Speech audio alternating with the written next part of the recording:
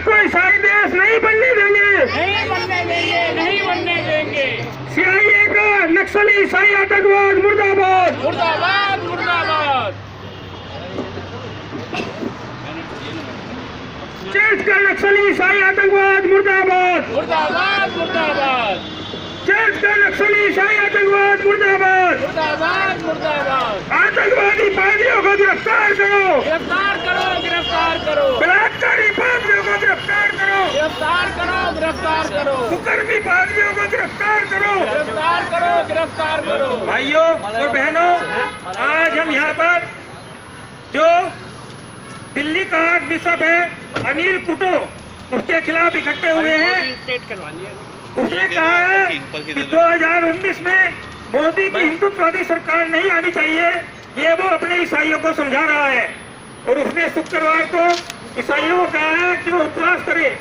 मेरे भाई और बहनों, जितना भी ये नक्सली आतंकवाद है, ये सारा का सारा सीआईए और चर्च का ईसाई आतंकवाद चल रहा है यहाँ पर पूरे देश में।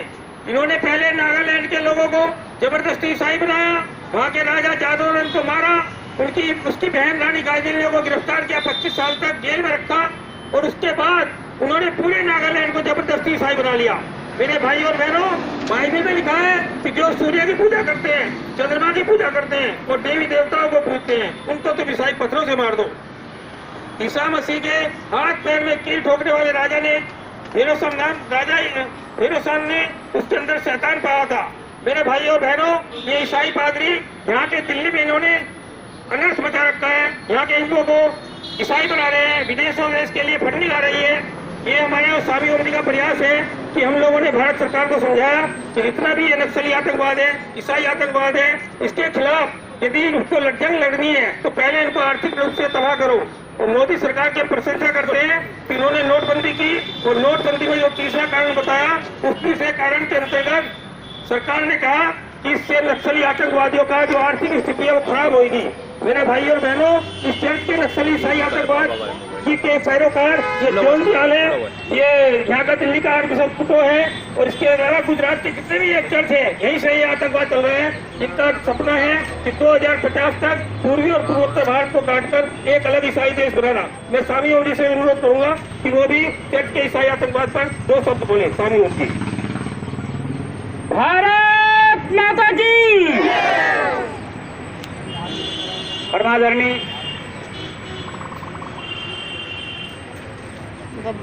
श्री मुकेश जैन जी, धर्मरक्षक से धारा सेना के राष्ट्रीय अध्यक्ष, उपस्थित सभी राष्ट्र योद्धा पत्रकारगण, हमारी देश और हमारे दिल्ली की रक्षा करने वाले सभी वरिष्ठ पुलिस पदाधिकारीगण और पुलिस के कर्मचारीगण, मैं आप सबका आभारी हूँ कि आप लोगों ने इस राष्ट्रद्रोही आर्कबिशप के खिलाफ अपनी बात कहने का हमको अवसर दिया।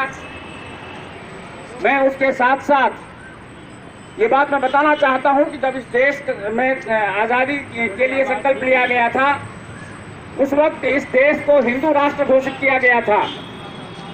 लोग मानते नहीं हैं, लेकिन सच्चाई है कि इसको हिंदू राष्ट्र ही घोषित किया गया था।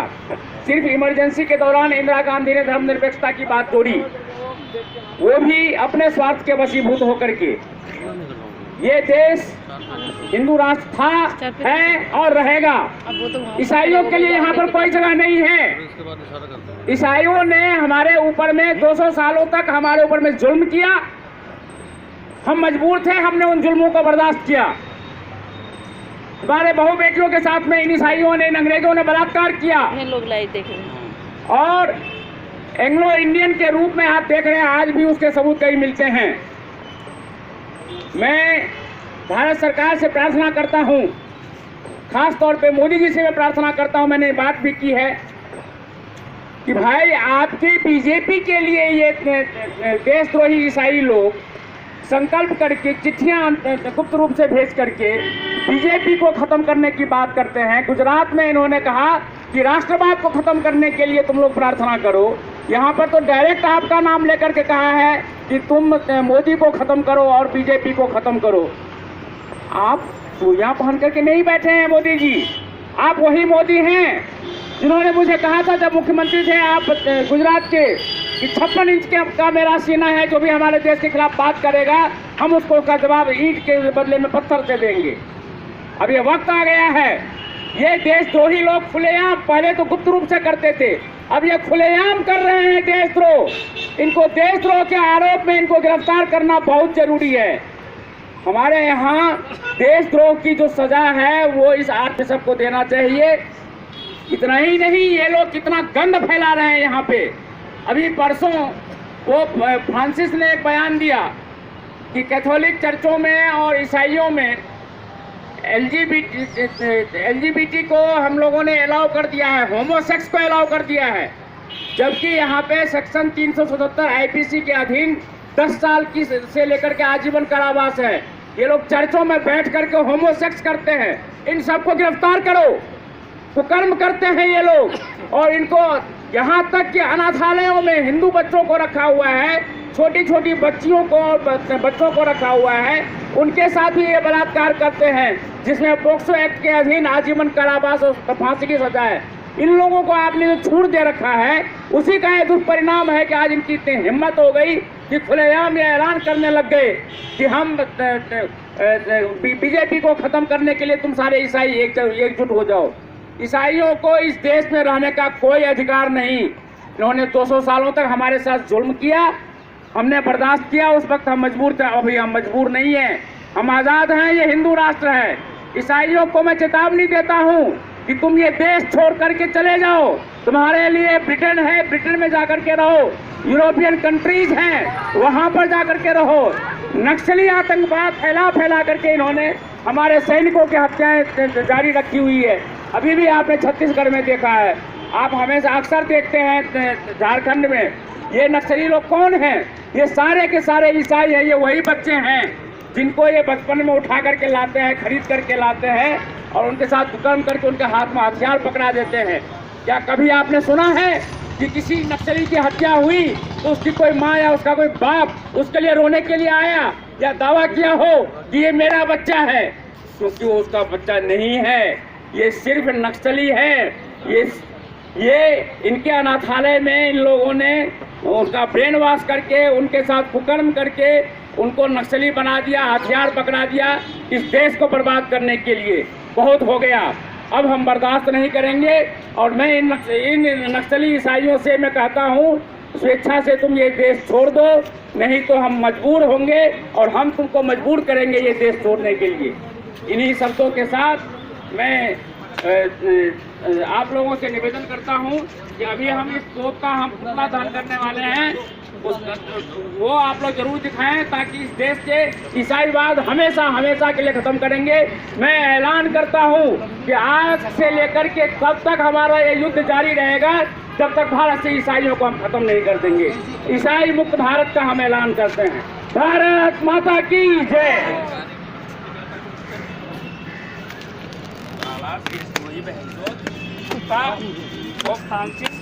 ज्यादा बैठा हुआ और यहाँ फ्रांसिस मुर्दाबाद, मुर्दाबाद मुर्दाबाद, आर्चबिशप कुट्टा मुर्दाबाद, मुर्दाबाद मुर्दाबाद, सीलिंग का प्रेस सीआईए का एजेंट वकील सीएम मेहता मुर्दाबाद, मुर्दाबाद मुर्दाबाद, ईसाइयों का एजेंट सीएम मेहता मुर्दाबाद, एमसी मेहता मुर्दाबाद, मुर्दाबाद, हिंदुओं को जान से मारने वाला पोप फ्रांसिस मुर्दाबाद, मुर्दाबाद मुर्दाबाद।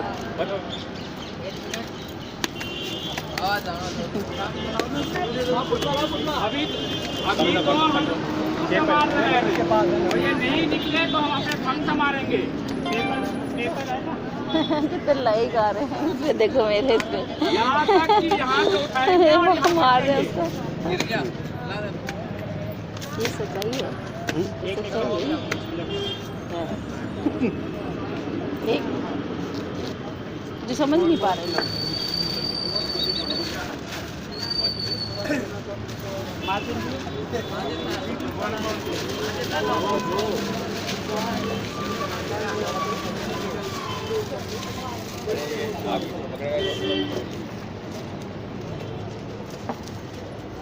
पोप फ्रांसिस मुर्दाबाद, मुर्दाबाद मुर्दाबाद, सीआईए का एजेंट पोप फ्रांसिस मुर्दाबाद, पोप फ्रांसिस मुर्दाबाद, मुर्दाबाद मुर्दाबाद। ओ फ्रांसिस मुर्दाबाद। एक मिनट का भाई, ये देश वही है, हमारे देश को पुतले में आगे लगाएंगे, सिर्फ एक पुतले मिनट में आगे लगाएंगे, बोल जाओ पुतले में आगे लगाएंगे, पुतला तो जला रहे हैं उसको जला बोल दिया पुतले में आगे लगाएंगे। हमने बोल दिया पुतले में आग लगाएंगे। जलाने भी नहीं दिया। ये हमारा देश का दुश्मन है, ये तो आपका भी दुश्मन है। पुतला नहीं जलाएंगे, ये बात पक्की है। बस आज से पूरा मुझे पुतला नहीं जलाएंगे। चिंता मत कीजिए। हमारे सैनिकों को मारते हैं, हमारे पुलिस वालों को भी मारते हैं ये लोग। हो गया आपका हो गया, आप चलिए खत्म करिए। प्रकाश में तो हम लोग देखते हैं। पुतला जलाएंगे, चिंता मत करो, पुतला जलाएंगे। थोड़ा सा बैठ प्लीज। लगा लो अपना बड़ा लो। तो पुतला क्यों नहीं जलाने पुतला नहीं जलाएंगे, पुतला नहीं जलाएंगे, पुतला नहीं जलाएंगे, नहीं जला पुतला नहीं जलाएंगे, नहीं जला रहे हैं। पुतला नहीं जलाएंगे, आपको पुतला दिखाना है। अब तो आपके आदेश क्या था? ये पुतला क्यों नहीं जलाने दे रहे हैं पुलिस वाले? ओ फ्रांसिस मुर्दाबाद, मुर्दाबाद मुर्दाबाद, ओ फ्रांसिस मुर्दाबाद। अरे मैं तो बना लिया डाल देना। फ्रांसिस मुर्दाबाद, वो फ्रांसिस मुर्दाबाद, मुर्दाबाद मुर्दाबाद। वो फ्रांसिस को गिरफ्तार करो, गिरफ्तार करो, गिरफ्तार करो। आर्चबिशप को गिरफ्तार करो, गिरफ्तार करो, गिरफ्तार करो। मैं आभारी हूँ एसएचओ साहब का, इंस्पेक्टर साहब का, जिन्होंने एक प्रतीकात्मक हमको पुतला दान का अवसर दिया। और मैं उनको ये बताना चाहता हूँ कि ये जो नक्सली आतंकवादी हैं, ईसाई लोग, ये पुलिस को मारते हैं, हमारे सेना को मारते हैं। पुलिस से जला मैं इस देश में एक ही आदमी को चाहता हूँ जिसके ऊपर धर्मरक्षक श्री दारा सेना बनी है, और वो धर्मरक्षक दारा सिंह है, जो उड़ीसा की जेल में 17 साल से बंद है, और जिसने आतंकवादी पादरी ग्राम स्टैंड को उसके 2 बच्चों से जिंदा जलाकर भारत माँ की रक्षा की थी। जब दारा सिंह के साथ मैं उड़ीसा की जेल में था 2 महीने, तो दारा भाई ने मुझे बताया था कि पुरुलिया में जो हथियार गिरे थे वो ग्राम स्टैंड ने गिरवाए थे, और उनको उठाने वाला भी ग्राम स्टैंड था। आज तक आपको पता होगा कि कोई भी एजेंसी हथियार उठाने वालों को नहीं पकड़ी गई। किम डेवी, पीटर बिलीज को पकड़ा गया है, किम डेवी आज भी फरार है, किंतु हथियार हिंदुस्तान में किसको उठाने थे? वो था ग्राहम स्टेफ नाम का सिद्धो शैतान, जिसको हमारे दारा सिंह ने उसके 2 बच्चों सहित जलाकर वो काम किया जो हिंदुस्तान के इतिहास में काबिल तारीफ है। भारत माता की जय। और दूसरी बात मैं ये भी कहना चाहता हूँ कि आज हिंदुस्तान को बचाने के लिए एक ही आदमी है, जो एक किम जोंग उन, जो अमेरिका से लड़ रहा है। किम जोंग उन वो शख्स है जो ये जितना भी आतंकवाद चल रहा है, इन सब चाहे कश्मीर का आतंकवाद हो, चाहे नक्सलवादी का आतंकवाद हो, इन सब की फंडिंग अमेरिका से होती है। इराक सैन को बचाने के लिए अमेरिका आता है आगे, किम पीटर बिलीज को बचाने के लिए ब्रिटेन आता है आगे। ये सारे के सारे इंग्लैंड और अमेरिका के एजेंट यहाँ पर बैठे हुए हैं। उसी का एजेंट ये पार्टी बैठा हुआ है जो भारत सरकार के खिलाफ खुलेआम बोलता है, जबकि ये वेटिकन का आदमी है। अखबारों में आग लगाई है खाली, और पुतला दहन नहीं करने दिया। पोप फ्रांसिस का पुतला दहन दिल्ली पुलिस ने नहीं करने दिया। भेंट किया था जिस दिन उन्होंने मिसाइल छोड़ी थी। किम जोंग उनको हम सिर्फ इसलिए जाते हैं कि उसके देश में कोई बाइबिल पढ़ता हुआ पाया जाता है, कोई बाइबिल पढ़ता हुआ पाया जाता है तो उसको सीधे गोली मारता है, क्योंकि बाइबिल में लिखा है जो सूर्य की पूजा करते हैं, चंद्रमा की पूजा करते हैं और देवी देवताओं को पूजते हैं, उनको तुम ईसाई पत्थरों से मार दो। बिल्कुल से बाइबिल। मैं बाइबिल की चंद आयतें आपको पढ़ाकर दिखाना चाहता हूँ कि बाइबिल में कितनी शैतानी बात लिखी है, और मैं आपको दिखाना चाहता हूँ और दर्शाना चाहता हूँ। स्वाब ब्रीफ के निकालता हूँ। बाइबिल क्या खत्म कर देते हैं तो बाइबिल। अरे बाइबल जला नहीं रहे भाई, हम जला नहीं रहे हैं, हम ग्रंथों का हम आदर करते हैं। बाइबिल के आज की तारीख में आप सबके पास इंटरनेट है। बाइबिल का व्यवस्था विवरण अध्याय की आयत 12 है, उसमें लिखा है जिस भूमि को तुम जीतते हो, जिन जातियों को तुम उस भूमि से खदेड़ोगे, वे ऊंचे ऊंचे पहाड़ों पर, टीलों पर,